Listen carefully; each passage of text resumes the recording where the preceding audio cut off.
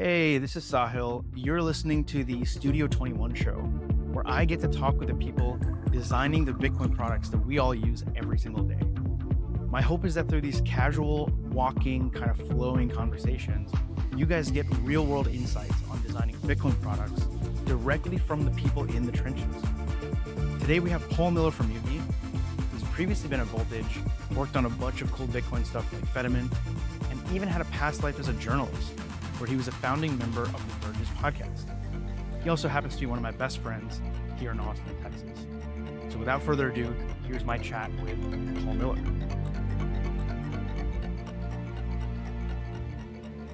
I think now that we're kind of getting started, for anyone listening, we are outside in Austin. It's very hot. It's 100 degrees. We're getting on the trail. Yeah, I was telling you earlier. Yep, Paul, 99. 99. Oh no, God. just turned 100. Jeez. Yeah, well, I mean, yeah, we were already talking about this, Paul. When I was thinking of doing this concept, I like this idea of talking to people designing and building in Bitcoin, but they're not always the ones. I mean, you're basically an influencer. Everyone knows you in Bitcoin. I'm trying. You're trying. But I really want to talk to the people, and we were talking about this, but the people who are actually designing the products in Bitcoin, but they don't go on all the typical podcasts. They're, they're working at Cash App or River or Coinbase or anything. And I just want to walk with them like we're doing now and talk to them and see what makes them tick and what their design process is. And yeah, how do they think? So, Well, I appreciate that we're doing a walk and talk. This is pretty much our normal loop. If we're going to go for a walk, this is where we would walk. We'd be doing it anyway. Yeah. I feel like we've done a lot of these. It's our natural habitat. We broke down a lot of problems. Yeah. On this route. We have. I've used you as a therapist a few times. Same. What? Yeah. But yeah, I don't know. I think this is fair to say, just because this is the first episode, even just doing this, I'm a little bit nervous. I'm it's probably going to suck at first. There's probably going to be things about this that are awkward. And I guess just like any product, you kind of have to iterate, just get it out there. Yeah. And then see what you guys like and don't like. And I don't know. I really enjoy learning new skills. So I'm very used to this idea that my first pass at something is going to suck. But I have to do that first pass. You don't get to the good part until you get through all the shitty early iterations.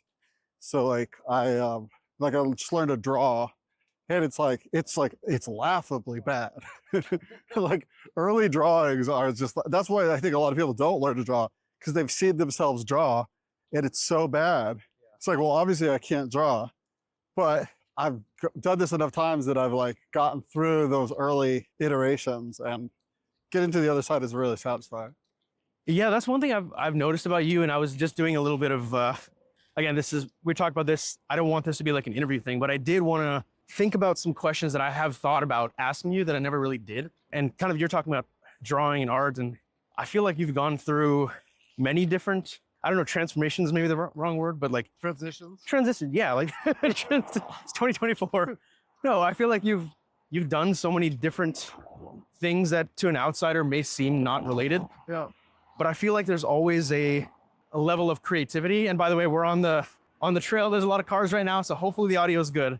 But it'll get better in a sec. But yeah, I feel like you've transitioned from the first thing I saw on your LinkedIn, and tell me if this is crazy or wrong. I have a LinkedIn? Yes, you do. I looked this up. You have a LinkedIn. The first thing I saw was web developer at Whitstone or something like that. Oh, Whitestone. Wow. Whitestone, yeah. So what the heck was that? And then how did you get from that to journalism, and then videos, and then software? Where did that go? I was probably the first. So in the olden days, if you built websites, you were a webmaster, right? So you wouldn't really call it a web developer or a web designer. You were a webmaster. And there were webmasters in my hometown, but I was possibly the first web designer, as in a guy who did not know how to code, but could. I was 13, and I got a copy of Macromedia Dreamweaver. It later got bought by Adobe. And I would use Fireworks and Dreamweaver. Fireworks was my Figma of the time.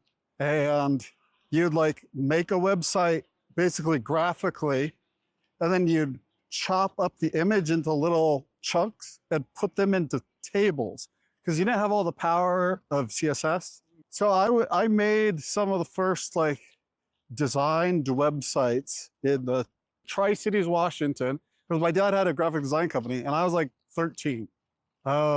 So, and that was kind of like a nice jumping off point for the fact that I had worked, because I was homeschooled, so I worked a lot growing up.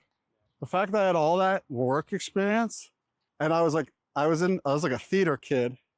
A lot of my friends, like, I'm going to college to get a communications degree or a business, something like safe, you know? And I didn't really need like a safety fallback. So I didn't go to college. I didn't have to like stress about that because I had all this great, like, you know, early graphic design, like work experience. I knew the tools.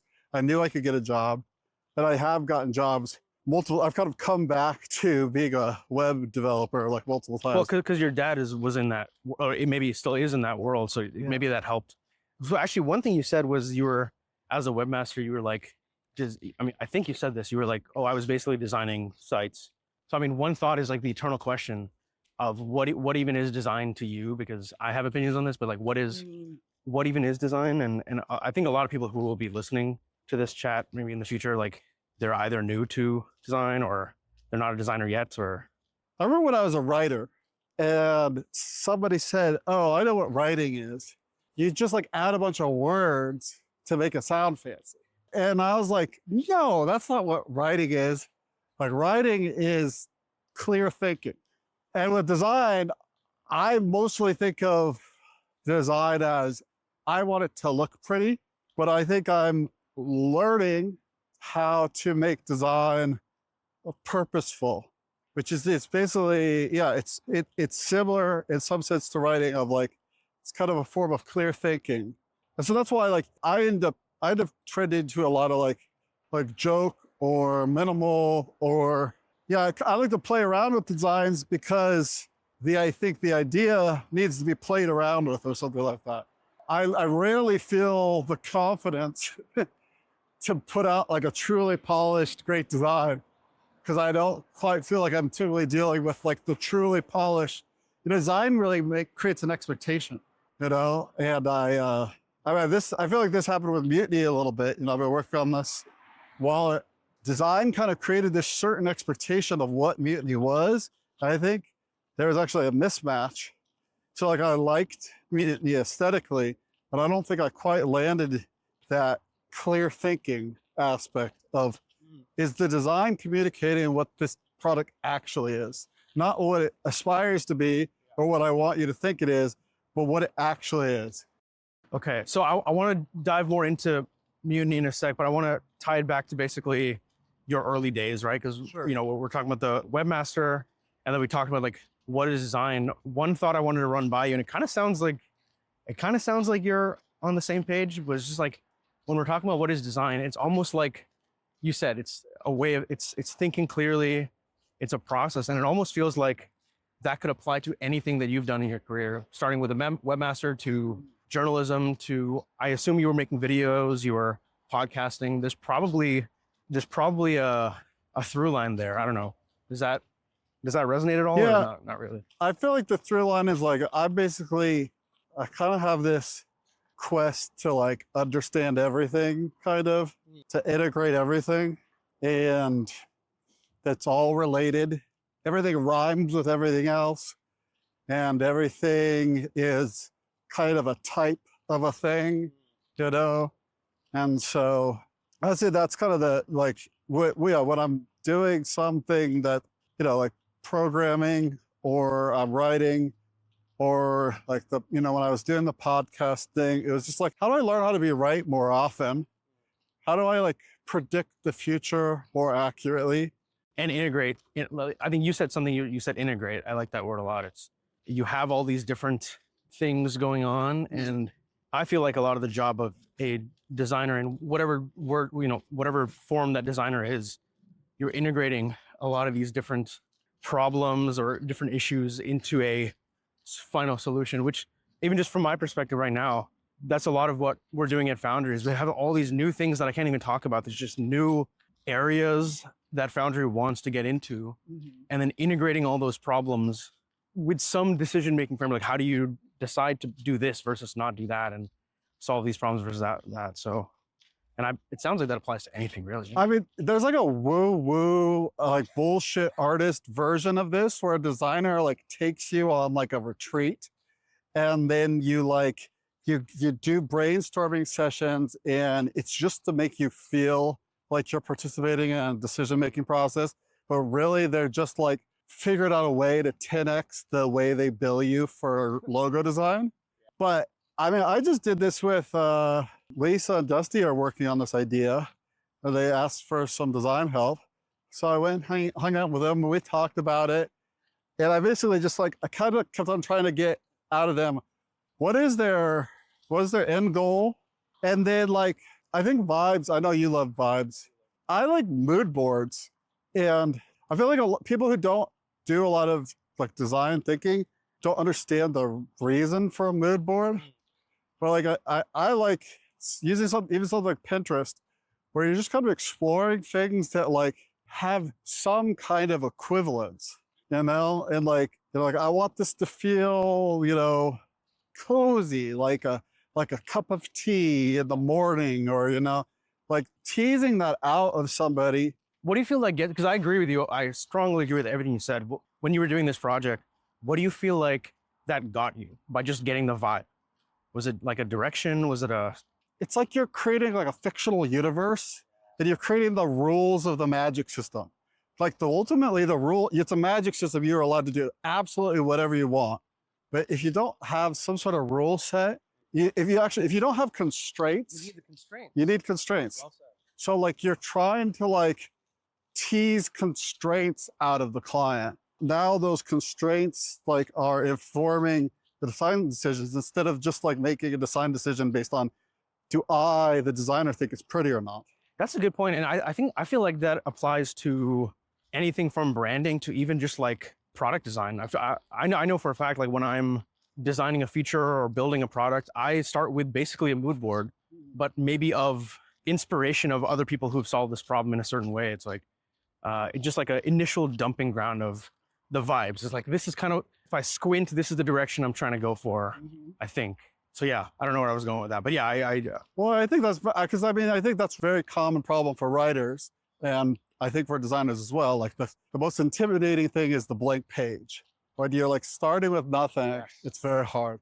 So giving yourself something that sets you in some kind of direction can be huge. That I agree. That was huge when I did my first branding project earlier this year, because I mostly have done traditional like product design, user experience design. But when I did my first branding project, I almost had to come up with a playbook myself, because I couldn't find like a set of instructions of do this and do this. I just came up with a logical set of things to do step by step. And a big first part of that was, it was like, what kind of vibe do we want? And it was from every piece, every pillar of the visual identity. It was like type, it was surfaces, it was motifs, like XYZ, all these things. And that was super fun. I really want to do that again. Well, and yeah, what kind of vibe? I mean, I just think it's so important is because like the design can communicate like, all right, are we here to do serious business? Yes. Are we here because we're like kind of doing something like cypherpunk and like technical, you know, like, is this like a work in progress experiment? Is this your safe place? Is this like the bleeding edge? Like that kind of deciding, I think, especially in Bitcoin, should help communicate expectations. I love that we talked about constraints, because even just as you're designing and you're building it on a day-to-day basis, people on the team are going to have great ideas. Oh, we should do this and do that. But if you have like the constraint that, oh, this is a consumer, fun, playful, like you have all these vibe words, then it's like down the line when someone has a cool idea, you could see, does it fit in your principles? And if it doesn't, then it... Right. Or like you take that idea and you like, I don't know, I'm trying to think of a good example. It's like J.K. Rowling gets to like the 5th book in her series, right? And she has a new idea. She wants this kind of thing to happen. That's never happened before, right? But she's not going to tell that new thing in like a completely different way. She's going to use the pieces and style from the existing. So it's like, so you can say yes to new things and to new ideas and new inputs. You don't just say, oh no, that doesn't fit my vibe, so I'm not into it. You can like, here's how to tell that story with my vibe. I know I'm saying this very abstract. No, I get maybe like an evolution. Like if it's a consumer app, or maybe if it's the other way around. Maybe it's more like an unchained branding where it's institutional. You may not want to go complete 180 and do like Cash App, but you can maybe evolve on the unchained branding somehow.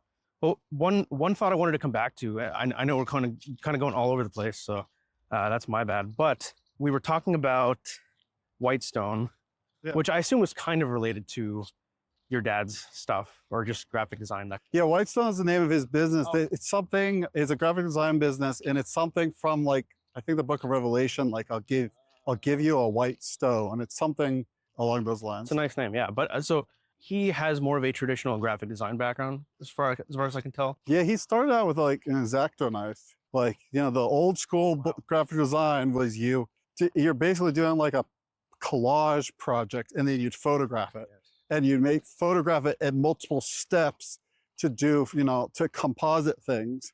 But yeah, you're basically like cutting these out with X-Acto knife, photographing things, printing them, enlarging them, rephotographing.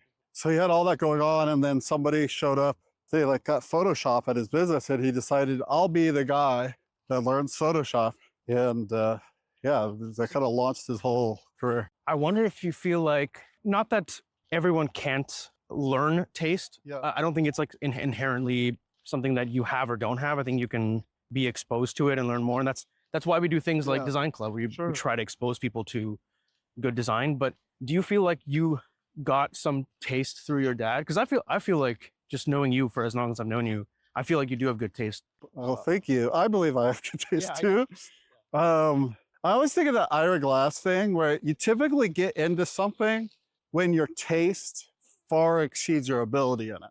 So like, you're like really into music, you want to start a band, you have all these influences and references, and your taste is like peak. You have like top 0.01% taste in music, and that's why you're probably the right person to start a band. But your skill level is so low compared to your taste. So when you start making something, it's gonna be awful. Or that's the gap. Yeah.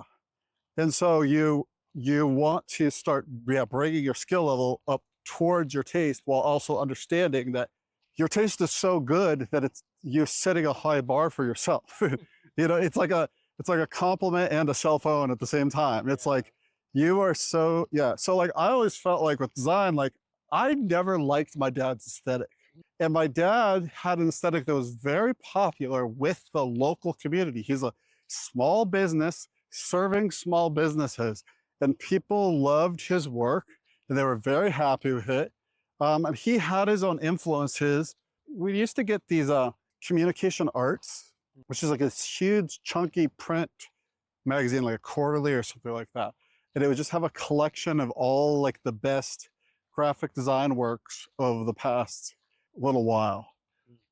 It is kind of stuff. I mean, like nowadays I go on like Dribble or Pinterest or whatever, try to get inspo, but it was really nice having that highly curated.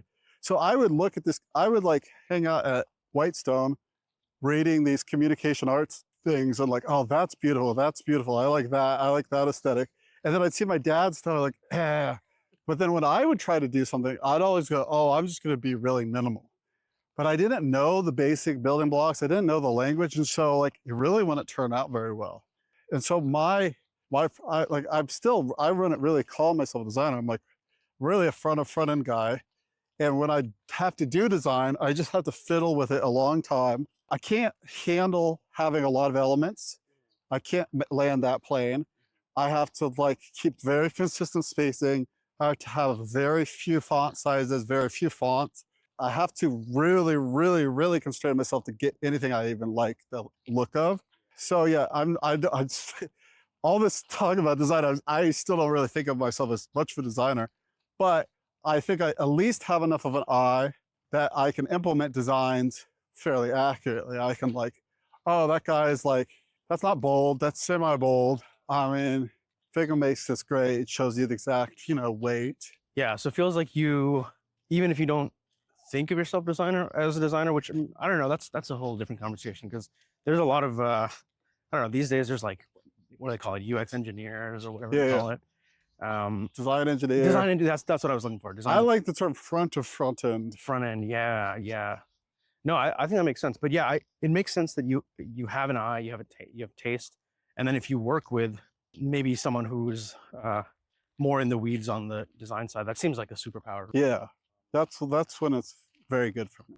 So I don't know. I was looking at some of the things I wanted to talk to you about. I mean, one obvious thing that I think a lot of people are curious about, and myself too, and we've talked about this a lot, obviously, with Mutiny. And so for a long time, you've been working on Bitcoin stuff, whether it was, I guess, Voltage, right? Voltage, and then Mutiny. A long time being like 3 years. That's true. I mean, time flies. But although, yeah, I mean, you've done like other stuff. I feel like Fluttermint. You've done a bunch of other things. So yeah, that's true. I guess time-wise, it may not be super long, but do you feel like there were things that were uniquely hard to a Bitcoin product, or do you feel like it was just kind of it's like any other problem? About Mutiny, or even Voltage, or any Fedimint stuff, or is it just kind of like any other problem? You just have to. I think the cool thing with Mutiny is that I definitely got the most users I've ever had for something I've built. Voltage isn't quite a straight up consumer product. I don't know the exact user numbers, but sensationally, I felt like I had a lot more eyes on Mutiny stuff. It was awesome. I got some compliments from some pretty cool people. Like, I'm pretty proud of, that's kind of the credit I got for it. And also, I should point out, I did not do I kind of set the design direction for me. Mutiny had like a few design iterations, but for the most recent one, the one that kind of lasted, a lot of that was, Mia helped with a lot of that as well. Yeah, for sure. But, and then I also got some help with this social redesign from Neil. So anyways, I just don't want to like. Oh, right, Neil, yeah. But anyways, I just feel like, let's see, with Mutiny, it's easy to know this theoretically that there's this thing that users aren't dumb, they're just busy. I forget what that is. It's like, they're like, it's not like they're like literally retarded. It's just that they're like spending 30 seconds on your app while doing 3 other things, which kind of, ends up looking kind of retarded. Well, I feel like another way I've said that is like they don't care about you as much as you care about you. Nobody cares about your product. Like, that's like that's kind of the whole thing with like social anxiety, right? Like nobody's like paying nearly as much attention to you as it feels like. But the problem is that Mutiny was kind of trying to present itself as this is an easy to use thing like Venmo, but it was actually delivering something that was on the complexity level of at least best case. I would say that does it the best is Phoenix, right? Like there is real channel management stuff. Phoenix abstracts it a little bit, but like, I don't know if you've ever used like ThunderHub or some sort of node management software. Like that's really what's actually happening. You literally have a node in your web browser. And so I think it's not impossible for somebody to do such a good job on that UX and kind of learning thing. Because what you really need is this progressive adoption of responsibility on behalf of the user. And that's where we were kind of going. You mean like starting with more of a collaborative custody approach, then going to self-custody, that kind of thing? Yeah. If that is I think that would be kind of where it would have. Yeah, so we just turned around on the trail here in Austin, still very hot. Stopped for a little drink. But yeah, you were talking about that kind of Mutiny progressive disclosure almost, I guess. Because that you're right, that is, because we're talking about like challenges of. The thing that we were trying to achieve that I feel like is possible, but we did not quite achieve is progressive enhancement. So, I was about to complain about Peter McCormack. Right. So I remember getting very triggered when somebody says, the problem with Bitcoiners is bad UX. On the contrary, here's my hot take. I like good UX. And it's like, I feel like that's like kind of missing. It's not wrong, but it's also kind of like tautological. And what we really need is like we have to figure out what will be the responsibility of the user and what will be the responsibility of the developer or company. And it gets complicated by what is the economic incentive of the developer or company delivering this experience. Because basically you can't fund, 10 devs and, 2 designers and a front-end guy or whatever it would take to really land this perfect UX. You can't necessarily fund that with some idea of, well, everything's self-custodial and self-hostable and, the perfect cypherpunk vision is a little at odds with charging people money. Because, information wants to be free. If you made the perfect product, it would be trivial to self-host. There's not a business model in developing Bitcoin Core, for instance, right? And Bitcoin Core is a wonderful piece of software that is, right now, self-hosted. Lots of people run their own nodes. It's kind of achieved this pretty wild level of, user adoption for something that is kind of ridiculous. Like you need a 1 terabyte hard drive, takes days or weeks to sync. We have tons of people running these. But so when I was so triggered by Peter McCormick with this UX stuff, and I'm sorry that I can't remember exactly what he was saying that triggered me, but it came with this idea of better won't be easy. Things that are really important to us in our lives actually take serious effort. So relationships, raising kids, getting in shape, Learning how to drive a car. not being fat, learning how to drive a car is on the easy end of those. And now think about the things that come super easy to you. How valuable are those? Some of them are pretty valuable. I like watching Korean dramas, and for $10 a month, maybe I need 2 streaming services to get all the Korean dramas I actually want to see. So let's say $20 a month. I basically have an unlimited supply of great Korean television. Yes. So there are some things that come easy and are still important, but I wouldn't not put that nearly on the value hierarchy where I would put my health or my relationships, right? I think here's where I struggle with that, because I agree with you to some extent that things like relationships or health are not easy, but they are in some cases probably the most important thing. I mean, money is up there, right? I feel like money is important, but if I just look at the way people use money today, nobody's putting in the effort, and I'm just not sure if people would put in the effort unless they had to. Yes, I agree. Yeah. What's our obesity rate in America, right? Yeah. We're 70% obese. So obviously we're not putting in the effort, right? But with that, there's a very clear, and maybe this is the relation, is there's a clear outcome, there's a clear consequence, and you have to be ready to accept the consequence. The consequence is, you will live a life of suboptimal health and maybe shorten your life, maybe have low health throughout your health span will be low. And maybe the analogy is, if you're not willing to put in the work, you have a risk of the outcome being either you get rugged or XYZ. But I do think there's a validity in it, because I think maybe the only thing that we've actually argued about is this topic of just sometimes I'll say something, to be fair, it is very it can be inflammatory.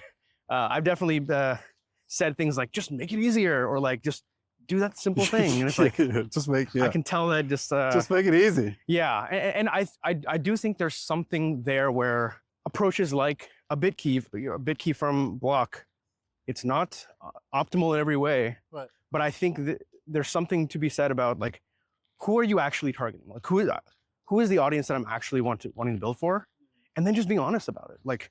If you're trying to build for Cold Card's audience or Sparrow's audience, then it's a very different conversation than if we're talking about Casa or BitKey, I feel like. Well, I think, and I feel like there's an aspect of where this is almost the decision that the Mutiny team just made, and I'm including myself in that, but it was definitely a multi-party, long, it took, a couple months to come to this agreement, which is basically to make the easy product it would basically need to be like what we would build is it's like Fedimint, but you don't even know it's Fedimint. It just looks like Wallow Satoshi, and it's Fedimint under the hood. And the only reason it's Fedimint under the hood is like legal arbitrage. Like there's no aspect of it, there's nothing about it that is actually empowering the user with any sort of responsibility or self-custodial thing. All you're doing is trying to give them access to being able to send and receive on Lightning without them having to use their brain at all. And that is the product that people want, I believe. But that is not necessarily what inspires us to build. By us, you mean the team in this case? Yes, the community team. Okay, that to me is, I think, an extremely reasonable point. And so I think maybe that's what the tension is. Yeah, and there's part of me that does still want to make that product at some point, but that's not Bitcoin. I mean, I was just listening to you on Stefan Livera. You're talking about like, you're using fiat rails to spend Bitcoin, right? That's using Fedi rails to spend Bitcoin. You're using it's not Bitcoin anymore. It's just like Postgres, everybody says like, it's just Wallow Satoshi, it's just like a Postgres. Or maybe it's like Bitcoin Plus, where it's adding, because I think you would agree there's an element of Bitcoin in there at least, right? Bitcoin is your unit of account. And you're interoperable with Bitcoin things. And that's cool, and that's great. But to actually build that, you're not delivering somebody a true native, like the thing that got Bitcoin to where it is right now is people like willing to roll up their sleeves and like run a node, figure out like what is this Bitcoin address thing? Like, what am I even doing? What do these 12 or 24 words mean? What is people like the early journey to learning about Bitcoin was learning how it actually works, because that was very important to the early success of Bitcoin. And that's not going to always be necessary for everybody to do. But I think we might be a little bit early for people to expect to accrue all the upside of Bitcoin without having to do any work. And I was kind of thinking about this today, actually. We had this glorious vision. Like, if you think about you're living in like the 80s or early 90s, and somebody tells you about the internet. And it's like, yeah, any two people, no matter where they are in the world, could just communicate with each other. And if you have ever had a question, like you were curious about a fact, you could just look it up. You'd have all of the world's information at your fingertips. So like people would probably be like wrong less often, right? And they'd probably be better connected. And like, think about like where we are right now. Like, we kind of have a loneliness epidemic. Because like people have a lot of mental health problems. There's a ton of like, whether fake news or misinformation from, so it's like the internet has all the promise that it had to that guy that you're explaining it to in the 80s or 90s, but the human impulse to take the path of least resistance every time can lead still, no matter how great the technology is, can still lead to some really bad outcomes. So like, I still think it's my job and it's important to me, and I want to work towards making Bitcoin UX as absolutely good as it can be. But again, I want, like, kind of calling back to the start of the conversation, to me, that's telling the truth. It's explaining, it's trying to make it clear to my user, this is the trade-off that you're signing up for. Rather than like, selling them like kind of a lie, like think of that lie of social media where you feel connected with somebody, but you're actually kind of growing apart from them. That's interesting. And I think there's a lot of examples. I think like, I remember this one thing we highlighted in Design Club, Phoenix, their iCloud backup. They make it really clear. I think it's on by default, I'm not sure, but they make it pretty clear as to like, what are the trade-offs of turning it on. And you can do it, and I do it, and I would recommend people do it. But they make the trade-offs clear, like, oh, this is unencrypted in Apple servers and blah, blah, blah.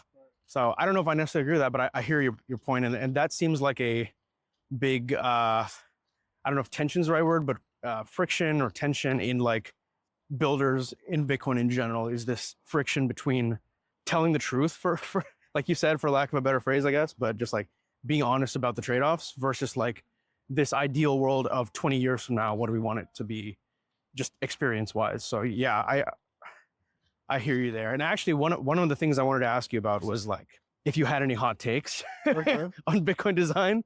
And I think seems like I don't know if it's a hot take, but it kind of is a hot take. I mean, it's right. What were we just talking about?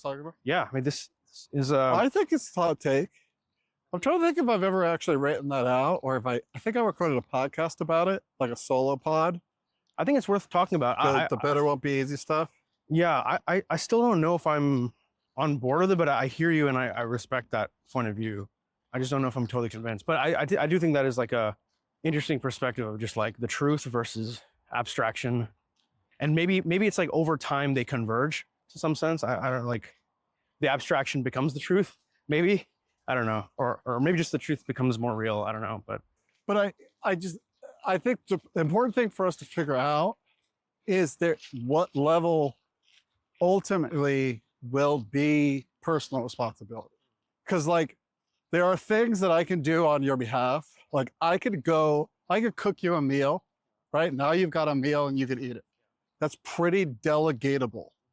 And yeah, like you're gonna have to trust me that I'm not sneaking in seed oils and stuff, you know, but that's relatively safe to delegate. I could try to get you to work out, but I can't squat the weight for you. And so I think it's still a question of how many problems with money and Bitcoin specifically are about personal responsibility versus just like, we just need some better technology and stuff like that. Because I think we've seen the same thing with the internet, the technical achievement to have like a high bandwidth video call is pretty amazing, right? The distribution medium that you're enjoying right now, podcasting, it's pretty wild. Like, you wouldn't be able to do this. You'd have to have like a literal radio show. It's a great possibility, but it still really matters what we do with it. Or yeah, even the fact that we're recording while walking in Austin with yeah, wireless mics on my phone. DJI, talking about this mic setup, it's beautiful. I see other hot takes. We really have to figure out, like, we have too many payment methods right now. This is from a design point of view? Yeah. It's like where there's invoices, there's Bitcoin addresses and invoices. Again, having the experience of having a lot of users, like the distinction between a Bitcoin address and an invoice is already more complexity than your average user is like ready for, right? Like they thought they were using Bitcoin and they're paying people with Bitcoin. So why are there two ways? That's already hard for people. I thought unified QR was kind of the way to go, but that has ended up causing more trouble. Sadly, it's one of those situations where it actually created like a third thing rather than combining the two things. And now there's all this stuff where there's Lightning address, right? That's there's a fourth thing.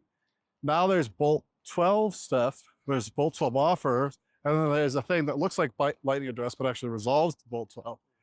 So it's not a hot take. It's just like me whining, but it makes it very hard to deliver this like seamless quote unquote experience. I have a thought here, and I think it relates directly to what you were talking about of like the truth versus abstracting away. And I actually just tried this today. So Fedi, you can send to an on-chain address. So you can paste in an on-chain address, and it'll send from the Fedimint. I mean, details aside, it'll send to an on-chain address.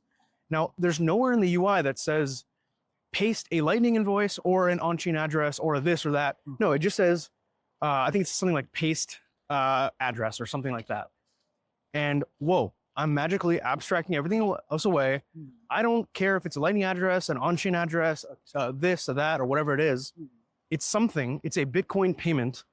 There's some fee associated with that. And if I find the fee is too high, maybe I can go to the guy and say, oh, XYZ or whatever, but yeah, why is the fee $5? Why is it $5? But the last time I made this payment, it was free. Now it wants to charge me $5.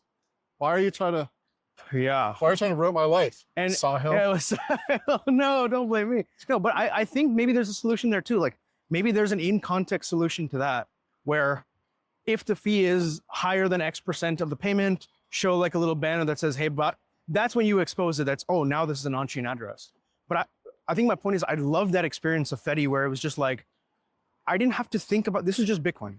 Because even if we think about this, Lightning is just Bitcoin. Lightning payments, Lightning transactions are Bitcoin transactions.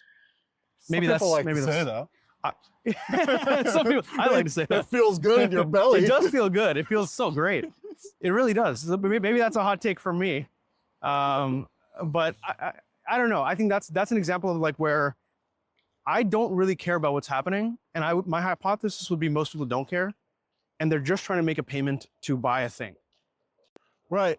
I agree that most people don't care. What the Mutiny challenge is you're combining the fact that people don't care with the fact that reality still exists. So it's like, I don't care about channels. Like, hey, good for you, but you just had a forced close. And so you not caring doesn't really help the situation. That's a good point. That's a good point. So, but I think in this case with the different address types, maybe that's slightly different in the sense that, yes, there are different address types. well, you ready for a fun little full newsflash? Okay. Right now, you're not supposed to use, like there are limitations to where you can send on-chain with Fedi. Limitations to... With Fedimint, like Fedimint, it does not have full on-chain support right now. So there's edge cases. And thankfully they're rare enough that people can just kind of YOLO it. And that's what we did with Mutiny, but there are edge cases. So like, yeah, beware freaks. But yeah, beware freaks. I think that's fair. Yeah, that's a complicated topic, but maybe just to kind of slowly wrap things up or kind of get to the end, I guess. But just one thought I like to think about this a lot is, or just my designer friends, I always try to ask people where are they like learning new things in design, where are they like growing, evolving, like, because we're always trying to learn more. So I know design Twitter is huge for me. Yeah. What do you have something like that? What do you do to learn more, I guess? Yeah, you know what? So I switched phones and my 2FA for Twitter is on an old phone. So I couldn't log into Twitter anymore. So I made a fake Twitter account and I only followed design Twitter stuff. I had a wonderful time. And I would just find so much inspo and I would save it and stuff like that. But I forget what, for some reason I needed to have my actual Twitter back. So I finally am back on Twitter. Now I'm just like, it's just politics basically. So I kind of lost that. Yeah, I'm really liking Pinterest lately. My last two like mood boards were just Pinterest. Like basically I'd like find just enough raw material to get it started, and then Pinterest algorithm kind of takes over. And what are you searching things like? Oh, a mobile app thing? Or... No, Pinterest is not good at actual app design. It's like I'm looking for like architecture from the 70s that's combined with greenery and, you know, just like kind of trying to find an aesthetic. Pinterest is good for aesthetics. There's another new Cosmos or so that's, I feel like they have their own aesthetic. It feels like everything looks the same on there, but there's some good stuff on there. You know, it's kind of not quite design, but I've been very influenced by there's this world of programmers. There's like Jonathan Blow, Casey Martori, Andrew, the creator of Zig. Primogen is the YouTuber. He's kind of on this team. There's like kind of this world of you call them like system programmers or low-level programmers. There's a really good YouTuber named Soding. They're all about like the modern meta of development is everything's already been kind of built. You are just assembling these already created pieces together. Is that the shape rotator meme or is that something else? Well, I mean, the word cell shape rotator thing, yeah, that's a tangent. It's a very important distinction. Everybody look that up for sure. But I mean, yeah, you could say, yeah, those are kind of like, and that is as those would be the word cells. Like these are people who are basically like, I kind of have this vision of how I think the world should work. And I've kind of wanted the world to kind of serve it up to me on a platter. And so they're just kind of assembling the pieces. And basically, if a piece doesn't exist to do the thing you need, you're kind of screwed. And also you end up, you're spending all your time understanding somebody else's system rather than building your own system and understanding your own system. So the low-level programmers that I'm really attracted to are all about like building as much as possible from scratch. Have like 1 or 2 libraries that they import maximum and that they've used a million times and they're already really, really comfortable with. So this isn't direct like product design inspiration, but it's more so like systems thinking. Yeah, it's kind of how I'm like kind of learning like to develop. So maybe that in combination with the vibes from Pinterest is kind of shaping your evolution, maybe? Yeah, I guess it's sort of like, I don't know, have you ever used like a UI library? Oh. Yeah. So like this would be the alternative to using a UI library, is that you kind of hone your skill at making your own UI libraries really fast. So like you're like really comfortable starting from scratch and building everything you need. And I think the thing about it is you avoid premature abstraction. That's one of the most important things I've learned as a developer over time. Premature abstraction is like the midwit of development. Early on, you're just trying to get anything to work. And then at some point you like start to kind of think you're hot shit and you think you're anticipating where a project's going, and you start making these abstractions and systems and like, oh, like we're gonna need a card type, and cards are gonna have these variants to them, and and we're gonna create all these rules and stuff like that. And you're kind of in this abstract mode of thinking, and then in your actual product, you only use one card one place. Yes. And so like instead of investing all that in this, either adopting somebody's design system or creating your own design system and creating all these abstractions around the highfalutin concept of a card, you just made the one card you needed and you made it exactly how you needed. And so that kind of mindset shift has been really... That resonates a lot with me, because I've been in a past life, when I was at Unchained, and you can ask anyone who I've worked with, I was almost like a design system Nazi. I was basically just doing kind of what you were saying, like prematurely abstract, or I don't know if that's the right word, but yeah, prematurely building things when you don't necessarily need them. And I've learned from that. And now at Foundry, I think we're trying a different approach where it's like, if you're using this enough times that it needs to become a reusable Lego brick, Exactly. Now we can make it a Lego brick, but you don't have to be, midwit, big brained kind of and plan everything up ahead of time. Yeah, and again, that is another kind of word cell shape rotator distinction. It's like the shape rotator gets in there with the actual essence of the issue. It's the shape rotator starts dealing with reality directly as soon as possible and on a rapid as possible iteration cycle. So not only starts dealing with reality early on, but tries to iterate quickly with reality, like bump up against reality. I mean, John Carmack is a great inspo as another one of these low-level programmers.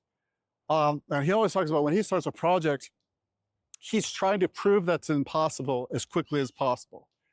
So he's seeking after the deal breaker and doing a rapid search for the thing that will break this project. And so he's actually, what that ends up being is he's solving all the hardest problems up front. If somebody had a really good example of this, it's like we want a monkey who speaks Shakespearean verse on a pedestal. And there's 2 ways you can go about that product. You could start trying to train a monkey to speak Shakespearean verse, or you could start building the pedestal.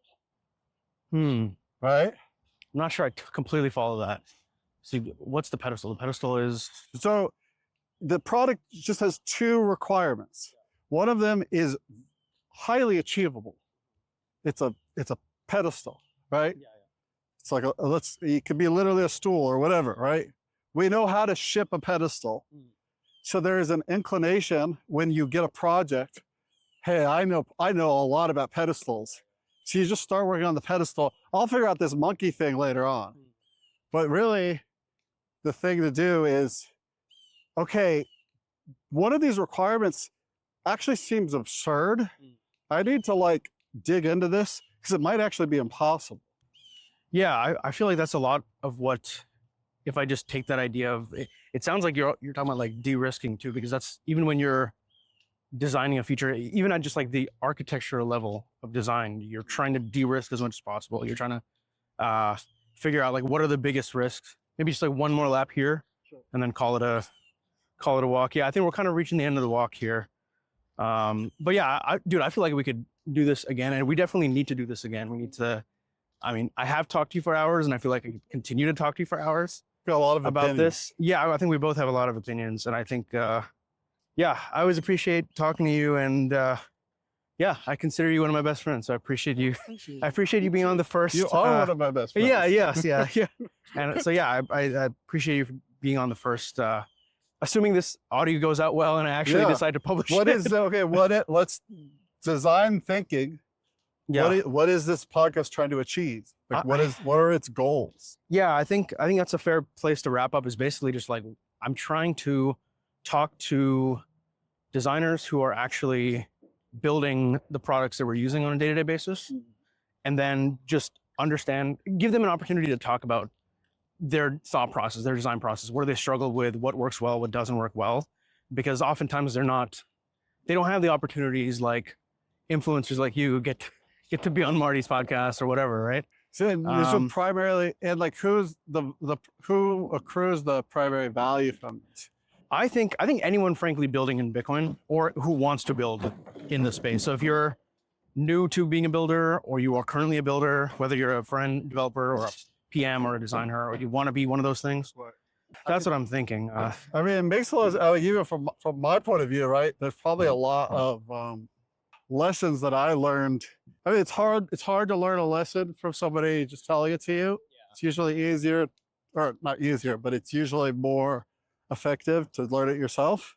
Yeah. But you get the vocabulary, because that's how I learned a lot, was just getting the vocabulary of listening to other peers in the design space, the other podcasts like Design Details with Brian Lovin and Marshall.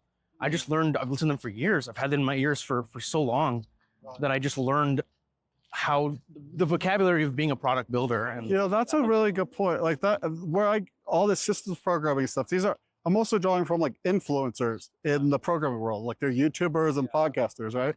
Now they gave me the vocabulary so that when I started encountering these problems in my own code, I could like explain, I could see this pattern more effectively. So you might still have to like make all the same mistakes as I did, but at least like maybe you'll have it helps a bit. Faster cycle. Cool, man. Well, where can people find you? Obviously, I'm going to try and put all the show notes and all that kind of stuff, but like, what are you working on next? What are you working on now? Are you on Twitter? All that kind of stuff, I guess. I'm Future Paul on Twitter. I don't really tweet a lot. I think you're trying to, right? I keep on saying I'm trying to. Yeah, I want to try to become an influencer again a little bit. You're a big inspiration to me. Yeah, I just like when I got into Bitcoin, I felt like like I've been an influencer for a while in like normie tech land, and what did I really know? But some people like my takes, so hey, that's fine. It worked out. But coming into Bitcoin, I knew that I did not know very much, so I really kind of wanted to keep somewhat of a low profile early on, and now. I don't know. I still don't. I definitely don't know a lot, but I feel like I'm more ready to be a little. I think you've been in the trenches more than most people, to be honest with you. I think every year that you've been working in the industry is like 3 years of just being in Bitcoin, quote unquote. Like, that's what it feels like to me. Yeah. So anyway, but yeah. So Twitter. So anyways, Twitter, Future Paul. Yeah, we're gonna do some like B2B SaaS stuff with Mutiny. Evolution of Mutiny. Yeah, we're going to take some of the technology that was core to making it possible, try to ship that for other businesses. Okay. But yeah, just find me at Future Paul on Twitter. Future Paul, and then Come to ABDC. Sahil and I Yeah. host the Austin Bitcoin Design Club. So Austin Bitcoin Design Club. if you're ever in Austin on the last Thursday of a month, Yeah. And come on by. yeah, thanks for listening. I think we're gonna wrap this up. It's very, very hot. So Yeah, good luck with the pod. yeah, hopefully it's gonna work out well. And thanks for listening, y'all. Peace.